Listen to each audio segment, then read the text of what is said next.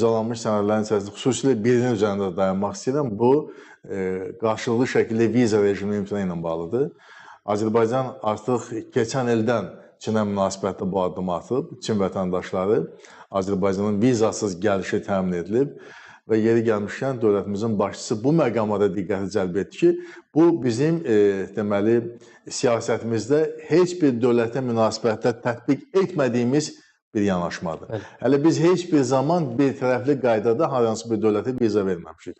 Vizasız rejim tətbiq etməmişik. Bu ancaq Çinə münasibətdə olub və indi Çinə səfəri zamanında cənab prezidentin artıq Azərbaycan vətəndaşlarını da Çinə vizasız gelişli söhbət ildə 3 dəfə bir aylıq müddətə, yəni ildə 3 ay müddətində getmək mümkündür vizasız və belə bir razılaşma əldə edildi ki, bu da artıq bizim turizm sahəsində əlaqələrimizin inkişafı üçün çox əhəmiyyətlidir və cənab prezidentin Çin televiziyasının müsahibəsində vurğuladı ki, məndə olan məlumata görə hər il 150 milyon nəfər Çinli turist kimi ayrı-ayrı ölkələrə gedir və söylər ki, çox xeyli onun 1% bizə gəlsə, milyon yarım eləyir və bu bizim üçün çox böyük əhəmiyyətə malikdir. Və doğrudan da Çin böyük bazardır. Əlbəttə. Və bizim dünyada heç bir ölkədə... 1% göstərir ki, Çinin... Və bizim orada 6 ticarət evimiz var və heç bir ölkədə bizim bu qədər ticarət evimiz yoxdur. Bizim nar şərablarımızdır,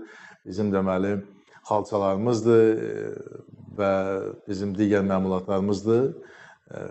Qida məhsulları ilə bağlı, onlar da Çinə ixrac olunur və Çin süfrələrini bəzləyir və xüsusilə Azərbaycan xalçalarına çox böyük diqqət var.